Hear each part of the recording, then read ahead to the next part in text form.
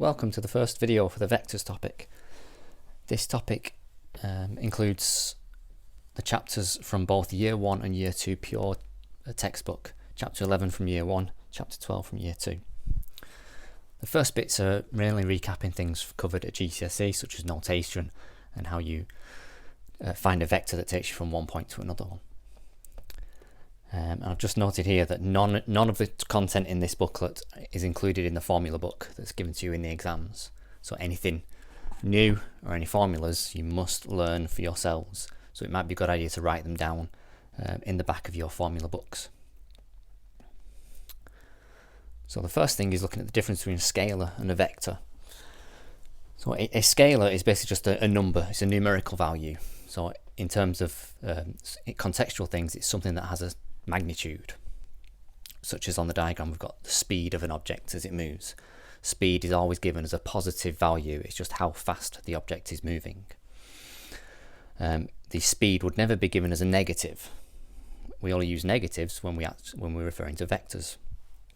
Other examples of scalars, volume, mass and time, none of those would ever be given as negative values. A vector, however, has the magnitude but also has an associated direction. Such as in the diagram, you've got the weight of an object. Weight would always act in the direction of gravity, so downwards. Another one would be velocity, so that the car in the picture has velocity. If we define the forward motion as the positive direction, then if the car was reversing or turned around and drove the other way, then that would be a negative vector in the opposite direction. Some of the types of situations where we might have vectors, a lot of these are seen later in some of the mechanics topics that we do. So we've got things being dragged up slopes or pushed or sliding down slopes. Here we've got the tension in the rope caused by the weight of the man pulling down on the rope and the person or whatever it's attached to at the top of the slope pulling it up.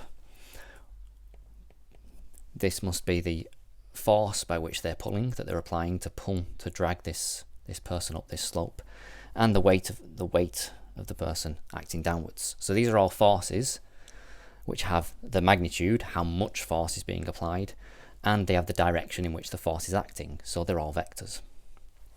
Similarly, we've got a dog attached to a lead. There would be tension in that lead, and that's the force.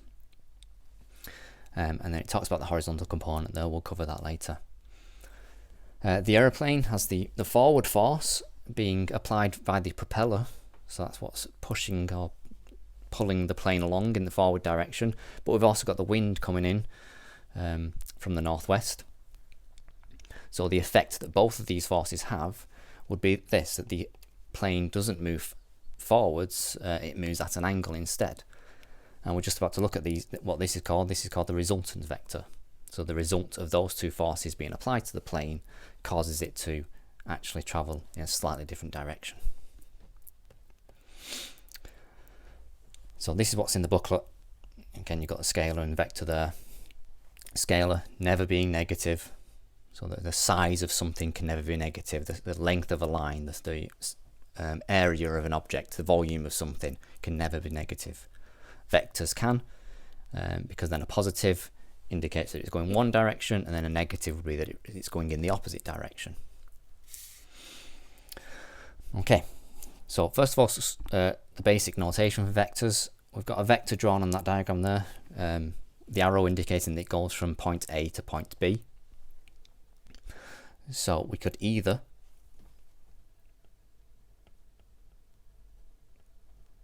write that as AB with an arrow above it, or we could, when we label it on the diagram, we tend to put lowercase letters on, and in print they're always shown as bold letters, but when we're writing them we generally underline them just to indicate that they are a vector. It's not necessary, but it is good practice.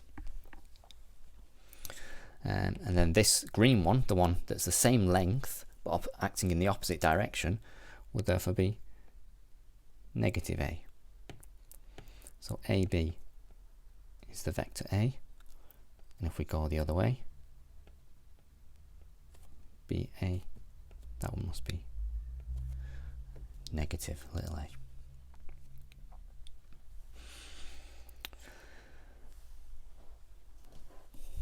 what I mentioned earlier, the resultant vector. The resultant vector is what you get when two vectors are in a sense joined together, and it's the result of the two. So in other words, we'll be adding them together to get the result. So we've got two vectors on the left hand diagram, A to B and B to C, and then the blue vector is A to C. So if we want to know how to get from A to C, we'd be taking the vector AB and then adding the vector BA. So in terms of the lowercase letters, that's clearly A plus B. And if we wanted to go the opposite way, if we wanted to go from C to A instead, then we'd be going backwards along B and then backwards along A. And it wouldn't matter what order you wrote them in. A plus B is the same as B plus A, minus B minus A is the same as minus A minus B. For the one on the right, similar thing, we've got A to C has vector little a, and C to B, B to C rather, is vector little b. And then the one we're looking for is this one, the one that takes us from A to B. So to get there, we would first of all go along to C, and then from C to B. Well, A to C is the lowercase a, C to B is backwards along this one. So that'd be negative B, so A minus B. And as I said earlier, these are called the resultant vectors.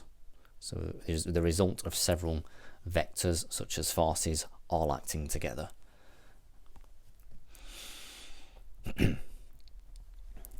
Now, here we've got a parallelogram.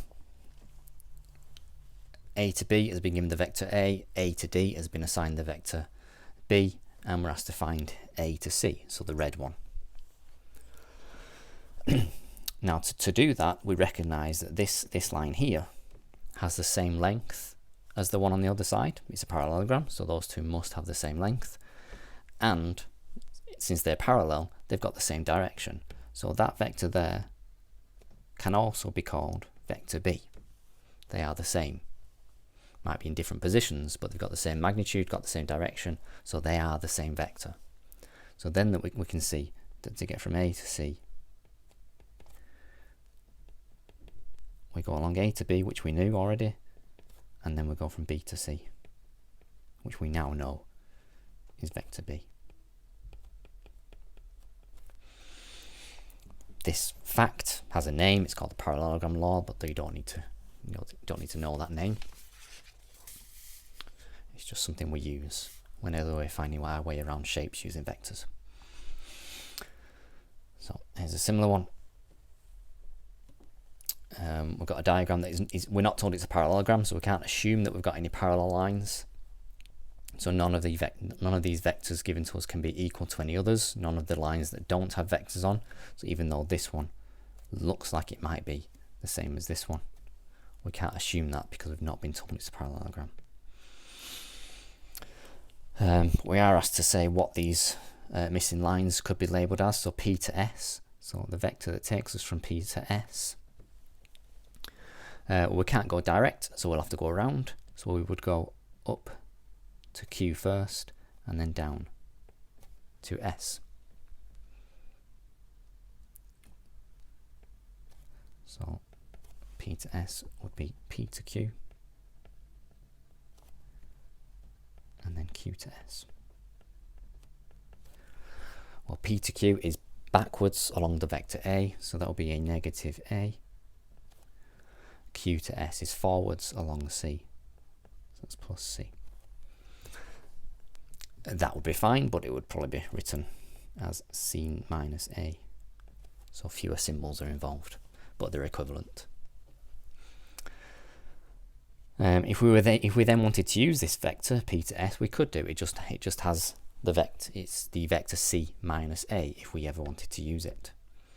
So now r to p, to go from r to p, we're going to want to go backwards along b, forwards along a.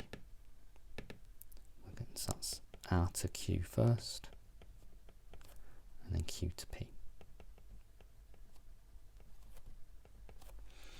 So that's backwards along b, forwards along a. So a minus b. P to t, so that would be this line if we ever wanted to use it once we know it. But again, we can't get there directly, so we'll have to go around vectors that we know, so that would be p to q to r to t.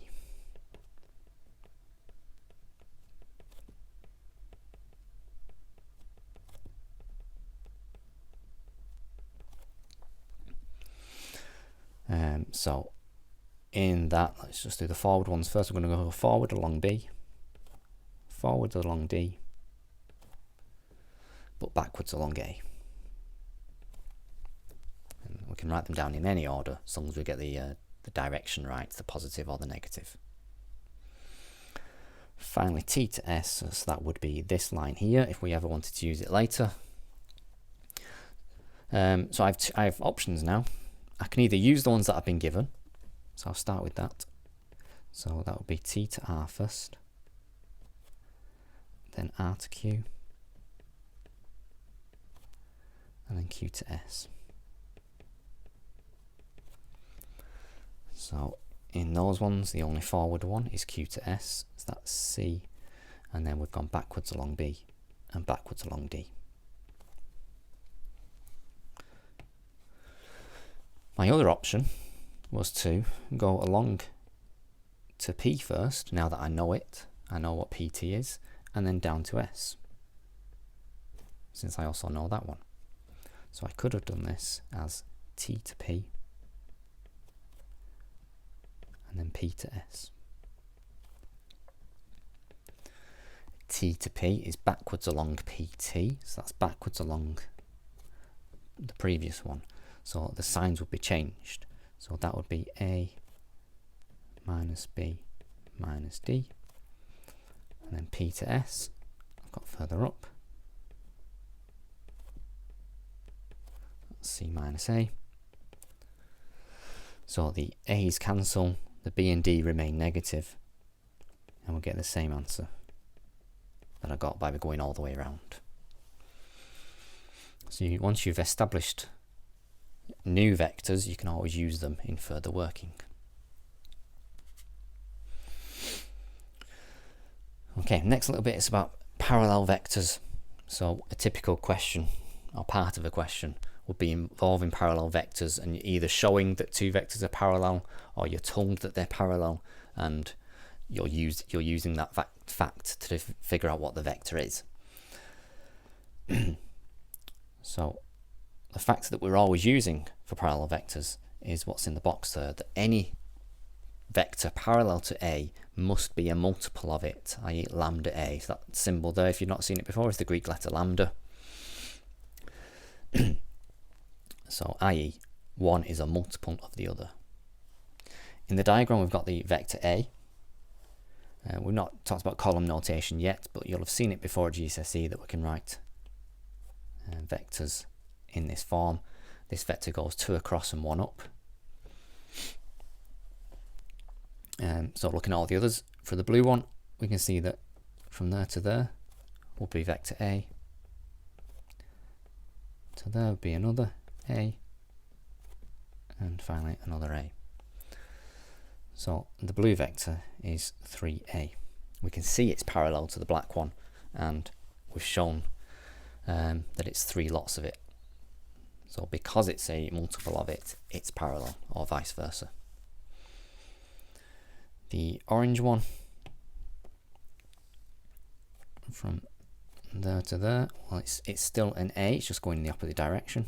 So negative A, same length, different opposite direction, and that one is as well. So that one is negative 2A. We could do the column notation. It's 4 to the left, that's -4, and it's 2 down, and that's -2 lots of 2, 1. So either way, it's a multiple of the one drawn in black. The green one, we've got a full A there, and then we can see that's half a square across, so that must be a half of an A. So the whole vector is 1.5A, so it's again a multiple of the black one. The purple one is just the same magnitude, but in the opposite direction, so that's -A, so -1 times A, so it's a scalar multiple. And the last one, we've got an A there, an A there, an A there, and an A there. So altogether 4 A's. So that's just demonstrating that if you have a multiple of a vector, it must be parallel to it. So let's look at some problems involving that. First one, show that. So show that question. Obviously that instruction is really important. You must ensure that you have demonstrated it fully and concluded. Show that these two vectors are parallel. So the most straightforward way would be to perhaps take the bigger one, 9A plus 12B, and just express it as a multiple of the other, of the smaller one. So 6 is 2/3 of 9. Saying the wrong thing there. 9 is 1.5 times 6. So it's 1.5 times 6A, and 12 is also 1.5 times 8. So I factorised out at 1.5 to give me 6A plus 8B in the bracket. So the bigger one is a multiple of the smaller one, therefore they are parallel.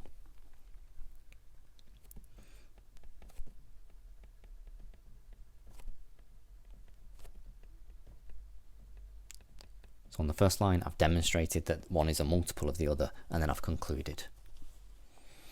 Could have done it the other way. As I was saying, we could have said that the 6A plus 8B is 2/3 of the larger one. And same conclusion. One is a multiple of the other, therefore they're parallel.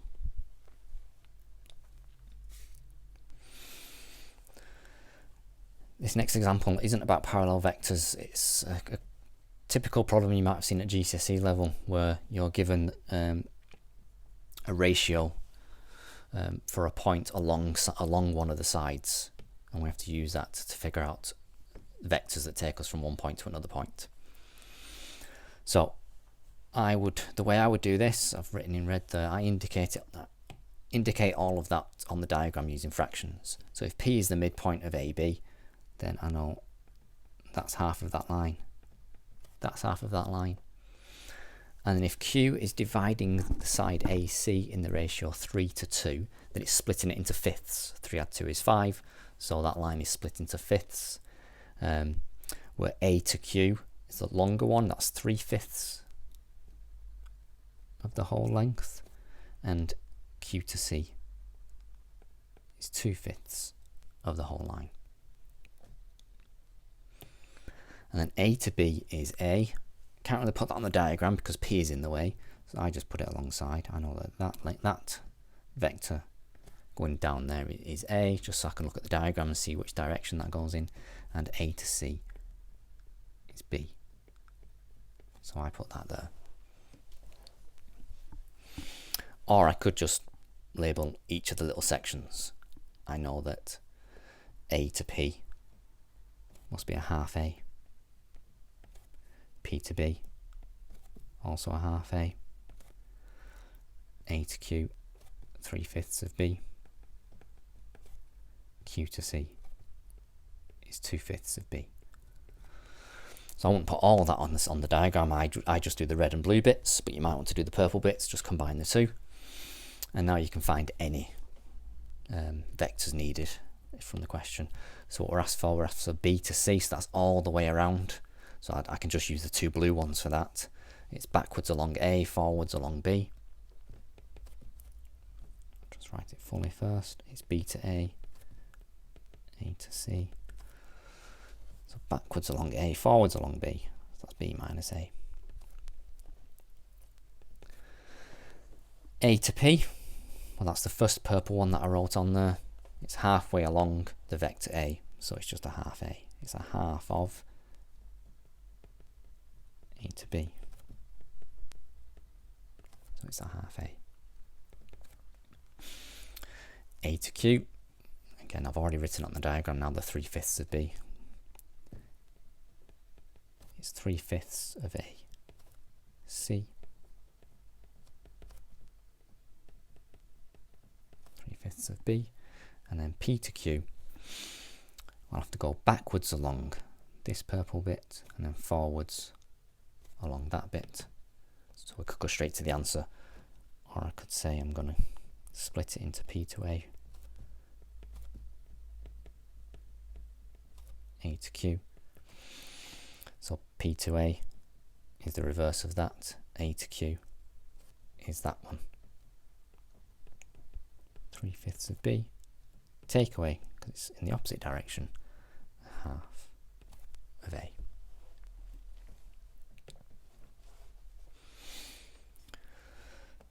Okay, that's the end of this video. There are just two similar questions for you to try. So I recommend you pause the video and just do these for yourselves, and I'm going to reveal the answers. Good idea on the second one to try and draw as not accurate, but as accurate a diagram as you can. So make sure the lengths that are given as parallel are going to be the parallel ones. If it's a trapezium A, B, C, D, you're told AB is parallel to DC, so make sure those look parallel in your diagram. You could try and make DC look 3 times the length of AB, so you know which side is the bigger one. And then M needs to be closer to C than it is to D. Draw a nice, neat, somewhat accurate diagram, and that could be more helpful. So if you pause the video, have a go at those, and now I'm going to reveal the answers.